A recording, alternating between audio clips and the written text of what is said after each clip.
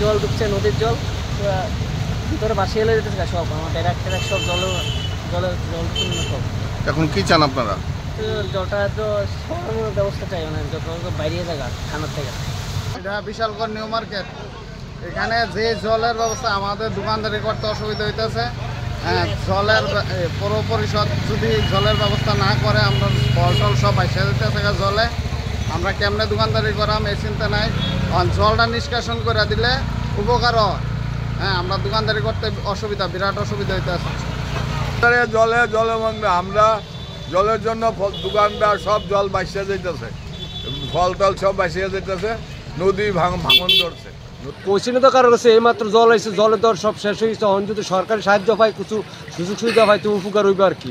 প্রশাসনের তো আগে আইসেন তো কারো, আমরা জলে লেগেও বাড়িতে পারতাছি না, চতুর্দিকে জলে এসছে। মনে করেন প্রশাসন যদি আগে তো আমরা জমি দাহাই দিতাম। আমার জমি হচ্ছে একখানি 14 ঘন্টা জমি, আমার একখানি 14 ঘন্টা জমি একদম জলের তলে।